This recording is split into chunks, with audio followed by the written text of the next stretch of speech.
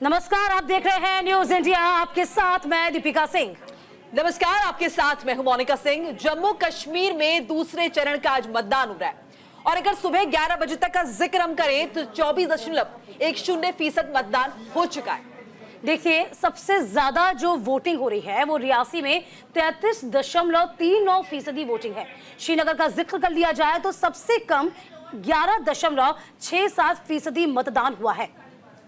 जम्मू कश्मीर में दूसरे चरण का मतदान जारी है और इस बीच ये भी बता दें कि वोटर्स में खासा उत्साह देखने को मिल रहा है। सुबह 11 बजे तक 24.10% मतदान हुआ है। सबसे ज्यादा वोटिंग हुई है रियासी में, 33.39% वोटिंग हुई है। इधर श्रीनगर का जिक्र किया जाए तो श्रीनगर में सबसे कम 11.67% मतदान हुआ। तो फिलहाल देखिए, श्रीनगर में सबसे कम मतदान हुआ है और इस वक्त तस्वीरें लगातार आप तक पहुंचा रहा है न्यूज इंडिया, पल पल की अपडेट आप तक पहुंचा रहा है कि देखिए, यदि आप भी जम्मू कश्मीर के बाशिंदे हैं तो घरों से बाहर निकलिए। जमहूरियत के लिए आज सबसे बड़ा दिन है। 10 साल के बाद ये मौका मिल रहा है जब आप अपने मताधिकार का इस्तेमाल करेंगे, प्रयोग कर रहे हैं।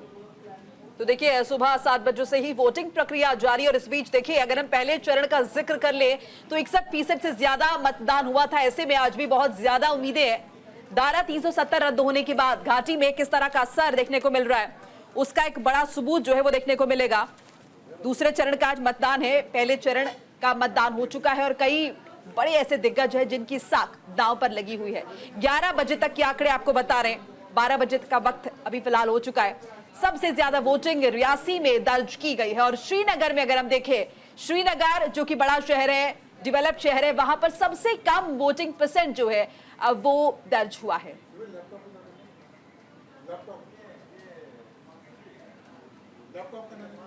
देखिए, तमाम इस वक्त अतिथि हमारे साथ जुड़ चुके हैं, तारुफ उनका करवा देते हैं। इसके बाद इस पूरे मसले पर हम देखेंगे जम्मू कश्मीर में जो वोट चल रहा है, जिस तरीके से वोटिंग हो रही है, उसके क्या कुछ मायने हैं। अश्विनी हांडा है प्रवक्ता DPPS है और इसी के साथ सोहित शर्मा प्रवक्ता है PDP से, डॉक्टर अवधेश उपाध्याय प्रवक्ता BJP से हैं, डॉक्टर अरुणेश यादव भी कुछ ही देर के बाद हमारे साथ जुड़ेंगे जो कि कांग्रेस से मौजूद होंगे।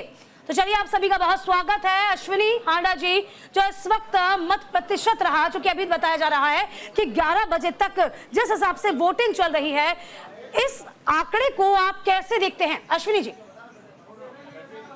देखिए, ये ट्रेंड 2014 वाला ही है और जिस तरीके से दिल्ली का मेन स्ट्रीम मीडिया देश को गुमराह कर रहा था कि रिकॉर्ड तोड़ वोटिंग हुई है, ऐसा बिल्कुल भी नहीं है। ये पूरे आंकड़े जो है, अगर पीछे दोहराएं तो ये वही आंकड़े दिखेंगे जो 2014 के थे। तो इस तरह से एक बार ट्रेंड सेट किया गया, एक नैरेटिव तैयार किया गया कि रिकॉर्ड तोड़ वोटिंग हुई है। देखिए, आज जो वोटर निकला है वोट डालने के लिए, उसके मन मस्तिष्क में एक ही सवाल है कि आखिर 10 साल उन्हें जमहूरियत से महरूम क्यों रखा गया।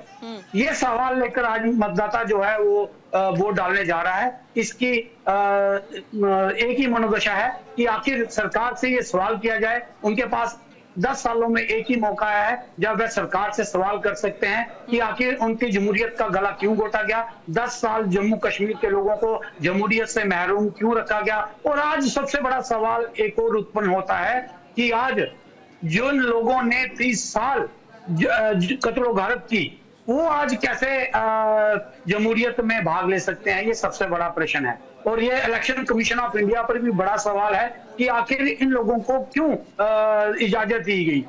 और उसके बाद तीसरा सवाल ये है कि लगभग करोड़पति जो है वो 50% है इस असेंबली सेगमेंट में जो आज मतदान हो रहा है। तो उसके साथ साथ लगभग 35 से 40% जिन पे क्रिमिनल चार्जेस हैं। तो किस तरह का चुनाव हो रहा है, ये दिल्ली की सत्ता बताए देश को कि किस तरह से चुनाव कराया जा रहा है। आप कहां देख रहे हैं इन चुनावों में? जी, सवाल दोहराएंगे जी, अपनी पार्टी को कहां पर देख रहे हैं इन चुनावों में? क्योंकि तमाम तरह की बातें सामने आ रही थी। इस वक्त ये कहा जा रहा था कि कहीं ना कहीं आप BJP के साथ है, दबे छुपे लफ्जों में अगर कहें तो वोट काटने का काम, तमाम तरह की बातें। तो आप खुद अपने मुंह से बताइए, अपनी जुबानी की, कहां आप देख रहे हैं इन चुनावों में अपनी पार्टी को? देखिए, मैं आपको यकीन दिलाता हूं कि ये सत्ता की चाबी जो है वो हमारी पार्टी के पास है। आने वाले दिनों में जो भी सत्ता बनेगी उसकी चाबी हमारे पास रहेगी, ये हम आपको यकीन दिलाते हैं। हमारे 22 कैंडिडेट खड़े हुए हैं और हमने उन्हीं को मैंडेट दिया है जो जीतने वाले हैं। इसी की वजह से हमने क्वांटिटी पे ध्यान दिया है, ना देकर क्वालिटी पे ध्यान दिया है, और हमें पता है कि इन 20 में से हमारे 12 से 15 लोग जीतने वाले हैं और सत्ता की चाबी हमारे पास रहेगी, क्योंकि यहाँ पे फ्रैक्चर मैंडेट आने वाला है, किसी के पास जो है वो मेजॉरिटी नहीं होगी, तो उसकी वजह से चाबी की जो हमारे पास रहेगी, ये आपको यकीन दिलाते हैं।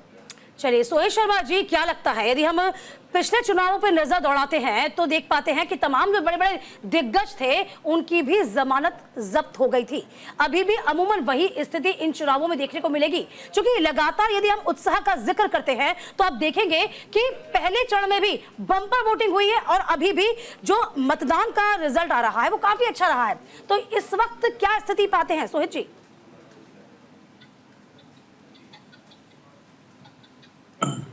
देखो, बात ऐसी है कि आप बात रख रहे हैं तमाम दिग्गजों की जमानतें जब्त हुई हैं, ये तो बता दें कौन से दिग्गज ऐसे हैं जिनकी जमानतें जब्त हुई हैं, पहली बात। दूसरी बात ये है कि जहां तक आप बात रख रहे हैं, ये जनता का रोष है जो 10 साल से जम्मू कश्मीर में इलेक्शन नहीं, पार्लियामेंट की इलेक्शन का अधिक वोट आने का कारण ही यही रहा कि अगर हम तो सुप्रीम कोर्ट का थैंक्स करते हैं, अगर सुप्रीम कोर्ट ऑर्डर नहीं देती सरकार को तो जम्मू कश्मीर में कभी इलेक्शन देखने को नहीं मिलती। यहाँ पर जो डिक्टेटरशिप जम्मू कश्मीर में चलती है, जो जम्मू कश्मीर में खराब चलती है, भ्रष्टाचार, बेरोजगारी प्रतिदिन बढ़ती है, तो ये उसी का नतीजा है कि आने वाला समय योग्य होगा, अच्छा होगा भारतीय जनता पार्टी के खिलाफ, पर इतना मैं कह सकता हूँ। जी चलिए अवधेश जी का रुख कर लेते हैं। अवधेश जी, जिस तरह से वोटिंग परसेंट हमने पहले चरण में देखा और अभी फिलहाल जो आंकड़े आ रहे हैं, आप क्या कहेंगे? धारा 370 चूंकि हटी है तो ये उसका प्रभाव है, क्या कुछ कहेंगे? देखिए, सबसे पहले तो मैं कहूंगा कि जो आज दूसरे चरण का जो मतदान जम्मू कश्मीर में हो रहा है, 6 जिले की 26 सीटों पर जो मतदान हो रहा है, उन सभी मतदाताओं से मैं अपील करना चाहूंगा आपके चैनल के माध्यम से, न्यूज मीडिया के माध्यम से, कि सभी लोग घर से निकले और अपना मतदान क्यों करें? अपना मतदान इसलिए करें कि कश्मीर को आतंकवाद से मुक्त कराना है तो आपको मतदान करना अत्यावश्यक। कश्मीर को परिवारवाद से बचाना है तो आप मतदान करिए, कश्मीर को भ्रष्टाचार से बचाना है तो आप मतदान करिए, और कश्मीर का पूर्ण चहुमुखी विकास कराना चाहते हैं तो आपको मतदान करना अत्यावश्यक। तो यही अपील मेरी रहेगी मतदाताओं से, सम्मानित मतदाता है, घर से निकले और अपना मतदान आवश्यक, और एक ऐसी सरकार चुने तो आपके बच्चों का बुद्धि से सुदृढ़ बना सके, तो आपको जो भ्रष्टाचार की राजनीति है उससे मुक्ति दिला सके और जो विकसित कश्मीर आपको दे सके। इस तरह से आपने देखा होगा 2014 से पहले कश्मीर का क्या हाल था और 2014 के बाद आज के समय में आप देखिए, जहां एक एम्स नहीं था, आज उस जम्मू कश्मीर में 2 एम्स देने का भारतीय जनता पार्टी ने किया है। जहां एक IIM नहीं था, जहां जिस खाली प्लॉट से लोग पत्थरबाजी करते थे, उस खाली प्लॉट में आज IIM बन के खड़ा हुआ, वहां के बच्चे पढ़ रहे हैं, मैनेजमेंट के कोर्स कर रहे हैं, कोई डॉक्टर बन रहा है। और आप देखिए, जहां IIT नहीं थी जिस जम्मू कश्मीर में, वहां आज IIT भी है। तो विकास 370 हटने के बाद जम्मू कश्मीर में हुआ है, वो जम्मू कश्मीर की जो जनता है वो बखूबी जानती है, और वो इस बार भी ऐसी सरकार चुनेगी जो उनको एक विकसित कश्मीर दे सके, जो उनको परिवारवाद से मुक्ति दिला सके, उनको आतंकवाद से मुक्ति दिला सके और भ्रष्टाचार से मुक्ति दिला सके। बिल्कुल। देखिए, अरुणेश यादव जी हमारे साथ जुड़ गए हैं कांग्रेस से। अरुणेश यादव जी, आपका बहुत स्वागत। देखिए, जिस तरीके से कुछ ऐसे क्षेत्र हैं जिसमें हम बात करें पुंछ की, उसमें देख लिया जाए, राजौरी में देख लिया जाए, तो कहा जाता है कि नेशनल कॉन्फ्रेंस और कहीं ना कहीं नेशनल कांग्रेस और कांग्रेस का ये गढ़ रहा है, ये गढ़ क्या अभी भी कायम रहेगा? क्योंकि बीजेपी को क्या इसमें मेहनत करनी होगी, या फिर आप क्या देख पाते हैं? क्योंकि यहाँ बीजेपी को भी आपने सुना, वो कह रहे हैं कि तमाम सुविधाएं पहले नहीं थी, ये सुविधाएं बीजेपी ने विकसित की हैं। देखिए, सबसे पहले तो मैं जम्मू कश्मीर की जो महान जनता है उसका शुक्रिया अदा करना चाहता हूँ, इतना बढ़ चढ़ के मतदान में हिस्सा ले रही है। और दूसरी सबसे महत्वपूर्ण बात है कि जब वोट प्रतिशत बढ़ता है, जैसे कि हमने लोकसभा चुनाव में देखा था, जम्मू कश्मीर में वोट परसेंटेज बढ़ा, तो ये एक मजबूत लोकतंत्र की निशानी, ये हमें ये बता रही है कि जनता जो है वो चुनाव को लेके और नई चुनी हुई सरकार को लेके कितनी संजीदा है, कितनी उत्साहित है और आशान्वित। और जहां तक बात करी जाए हमारे बीजेपी की साथी की, तो बीजेपी के लोग तो 2014 के बाद ही देश को आजाद, बीजेपी के लोग ये मानते हैं कि 2014 से पहले देश में कुछ नहीं हुआ। ये वही बात हो गई। एक नालायक नेता रहता है। चलिए जरा मैं आपको रोकना चाहूंगी, इस वक्त चुनाव आयोग प्रेस कॉन्फ्रेंस कर रहा है, सीधे आपको लिए चलते हैं। उनको कवरेज के लिए पासेज इस बार नहीं दिए गए और जनता अपने आप से चुनाव लड़ रही है। इसको किसको क्रेडिट लेने की किसी को जरूरत नहीं है। इस तरह की बातें वो कर रहे हैं चुनाव। अच्छी बात है, जनता लड़े। यही मैंने पहले कहा कि ये जनता का चुनाव है। मैं कई बार बोल चुका हूँ कि ये सिक्योरिटी वर्सेस का चुनाव ही नहीं है, ये सिर्फ भागीदारी का चुनाव है, जमहूरियत का चुनाव है और हमें आउटकम से मतलब होना चाहिए। अगर जनता अपने से वोट देने आगे आ रही है और वोट दे रही है तो इससे अच्छी खुशी की कोई बात हो ही नहीं सकती। This is the ultimate objective of any election. Outcome is what measures. जैसे मैं बोलता हूँ अक्सर कि परिणाम में ही प्रमाण है।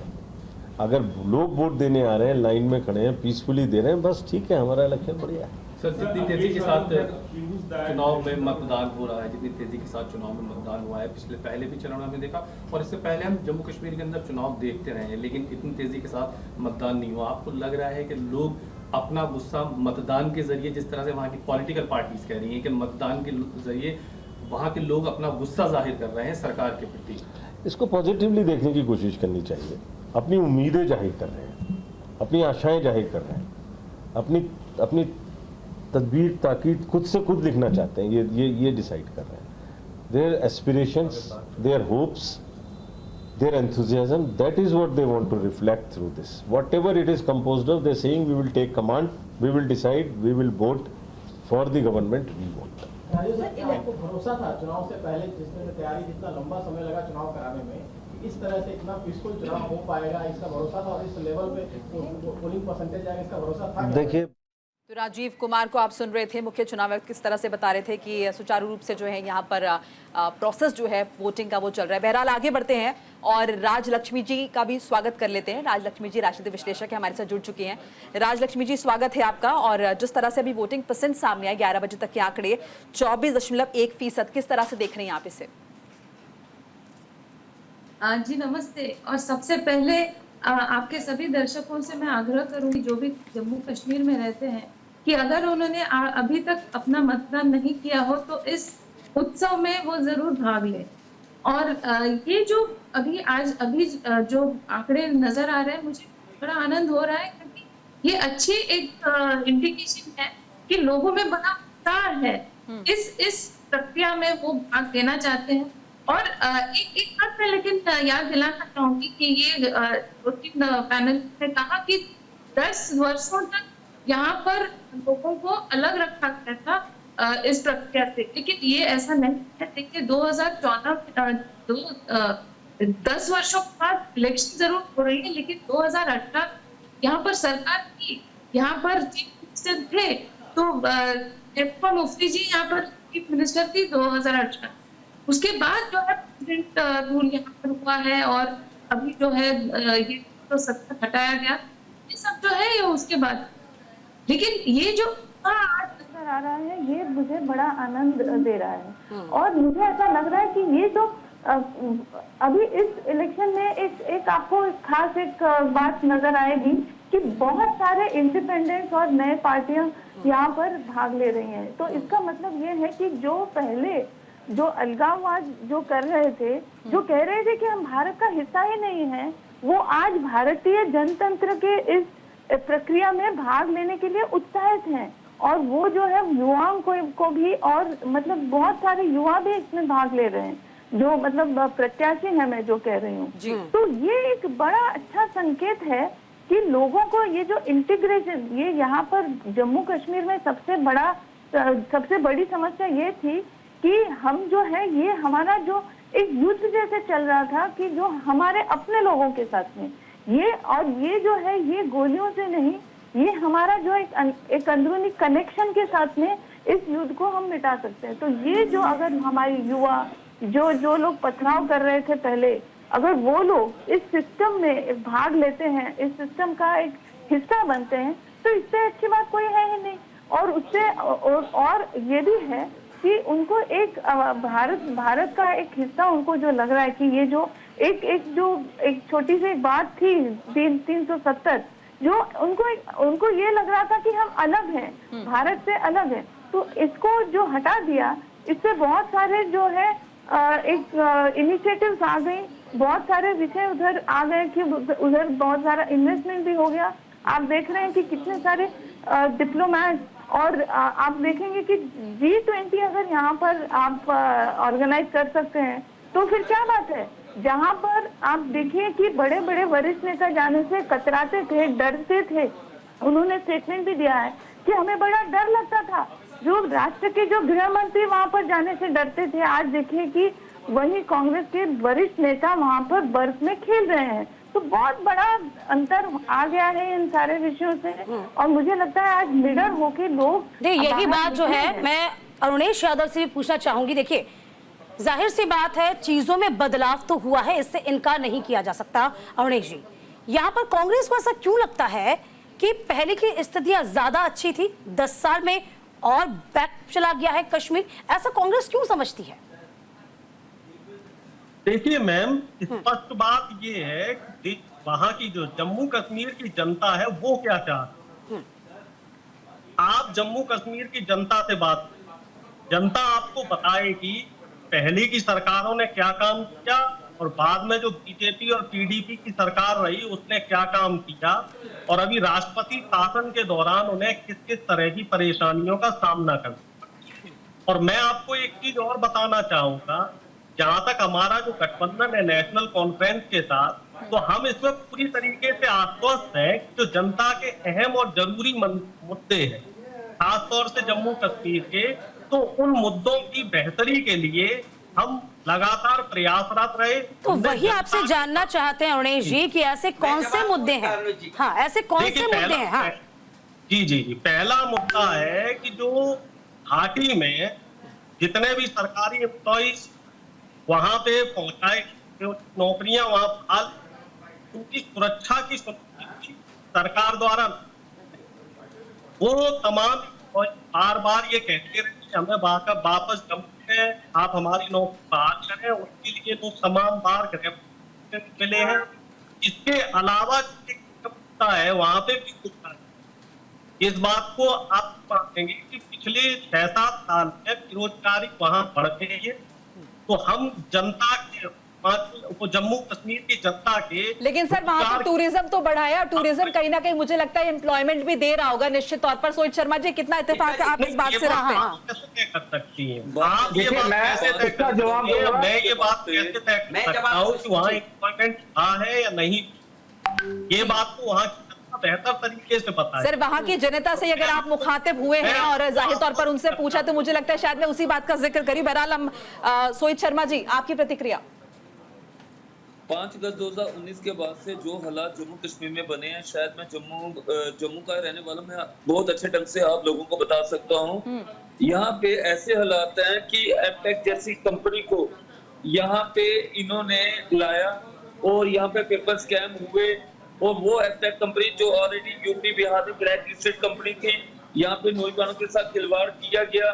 जम्मू में टूरिज्म बिल्कुल खत्म के बराबर हो गया, यहाँ पे व्यापार बिल्कुल खत्म हो गया, यहाँ पे हालात दिन प्रतिदिन खराब होते जा रहे हैं। तो ऐसे हालात हमें सर, टूरिज्म को लेके तो कम से कम मत कहिए कि टूरिज्म खत्म हो गया, लोग वहां पर नहीं जा रहे। आप क्या बात कर रहे हैं? मुझे तो ऐसा पर्सनली लगता है इतनी अच्छी जगह है जहाँ पे टूरिज्म आपको देखने को मिलेंगे, लेकिन जहाँ पे जम्मू की तरफ किसी का ध्यान नहीं जा रहा है। 5 साल से 10 साल से भारतीय जनता पार्टी की हुकूमत जम्मू कश्मीर में चल रही है, और 10 साल में जितना बेड़ा गर्क जम्मू कश्मीर का भारतीय जनता पार्टी ने किया, इतना किसी ने नहीं किया।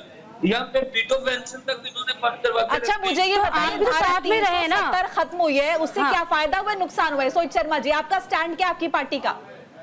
बिल्कुल, हमारा स्टैंड बिल्कुल क्लियर है। 370 हमें स्टेट सब्जेक्ट देता था, हमें लैंड एक्ट देता था, ये खत्म करके इन्होंने हमारे जम्मू कश्मीर की जनता का कत्ल किया है। जम्मू कश्मीर चलिए अच्छा, आप ये मानते हैं सोहेल जी कि 370 हटना यहाँ पर जनता के साथ बेईमानी है। अश्विनी हांडा जी, ये भी आप समझते हैं क्या? ये भी आप ही के विचार है क्या? देखिए, हाँ। आपने कहा कि टूरिज्म बढ़ गया है। टूरिज्म कभी भी टेररिज्म का विकल्प नहीं हो सकता है। और टूरिज्म से सिर्फ 100 लोगों को फायदा हुआ है जिनके यहाँ पे होटल है, 1.5 जिले के लोगों को। उनके ही गुलमर्ग में होटल है, उन्हीं के श्रीनगर बुलवार रोड पे होटल है, उन्हीं के पहलगाम में है। तो आप चलिए, कहेंगे सारी बातें टूरिज्म पे नहीं आ रही हैं अश्विनी जी, हमारा एक एंगल से बात कर रहे हैं। आपको क्या लगता है 10 साल में? बिल्कुल, हाँ, जिसको बड़ा चढ़ाकर बताया जा रहा है कि टूरिज्म बढ़ गया है, टूरिज्म टेररिज्म का विकल्प नहीं है। तो टूरिज्म जो है उसकी सच्चाई ये है कि रिलीजियस टूरिज्म जम्मू कश्मीर से कश्मीर जाता है, और रिलीजियस टूरिज्म जो है वो पिछले कई 50 सालों से है। तो इसी को इन्होंने मैनिपुलेट करके जो है रिलीजियस टूरिज्म का जो डाटा था वो भी इंक्लूड कर दिया है टूरिज्म के अंदर, और उसको बड़ा चढ़ाकर दिखाया जा रहा है। अगर आप 2013 के आंकड़े दिखाएं तो 1,25,00,000 टूरिस्ट आए थे। तो फिर इसमें फायदा क्या हुआ? अच्छा, आप इस बात से अश्विनी जी इत्तेफाक नहीं रखते कि तमाम यूथ्स को आप देखेंगे जिनके हाथ में कभी पत्थर हुआ करता था, आज वो मुख्य धारा में है, आज वो जमहूरियत के लिए मैदान में है। यदि हम पहले फेज की और दूसरे फेज की बात कर लें तो ज्यादा से ज्यादा निर्दलीय मैदान में उतरे हुए हैं। ये खूबसूरती नहीं है डेमोक्रेसी की? बिल्कुल, आपने सही बात की। जो पत्थर मारते थे आज वो ड्रग्स ले रहे हैं। आज हमारे बच्चे लगभग किसी एनजीओ ने सर्वे किया, 5.5 लाख के जो युवा है वो आज ड्रग्स से ग्रस्त है, क्योंकि बेरोजगारी इतनी बढ़ा दी है। लगभग पीएचडी और डॉक्टरेट जो हमारे बच्चे हैं वो उनकी तादाद 15 लाख है, और 15 लाख बेरोजगार हैं। जब बेरोजगारी होगी तो वो क्या करेंगे? या तो पत्थर मारेंगे या ड्रग्स लेंगे। तो पत्थर बंद हो गए, वो ड्रग्स में ग्रस्त हो गया है। तो सरकार के पास उसका क्या विकल्प है, ये बताइए। आज जिस तरह से जम्मू कश्मीर में एक प्रथा थी, सेक्रेटरीट को जम्मू शिफ्ट किया जाता और गर्मियों में जम्मू आते थे और सर्दियों में कश्मीर से लोग जम्मू आ जाते थे। उसकी वजह से चलिए, आप सभी मेहमानों का शुक्रिया हमारे साथ जुड़ने के लिए। वक्त की थोड़ी कमी, लेकिन आप सभी के विचार और आपकी प्रतिक्रियाएं जो है वो हमारे माध्यम से जनता तक पहुंच गई है। दूसरे चरण का मतदान हो रहा है और देखिए 24% से ज्यादा अब तक वोटिंग जो % है वो दर्ज हो चुका है, और उम्मीद की जा रही इसमें इजाफा होगा। पहले चरण से ज्यादा मतदान होगा, ज्यादा से ज्यादा लोग जो है बढ़ चढ़कर इस वोटिंग प्रक्रिया में हिस्सा लेंगे, अपने मताधिकार का इस्तेमाल करेंगे। और इसी के साथ इस बुलेटिन में फिलहाल इतना ही। लगातार खबरों के लिए आप बने रहिए न्यूज इंडिया के साथ।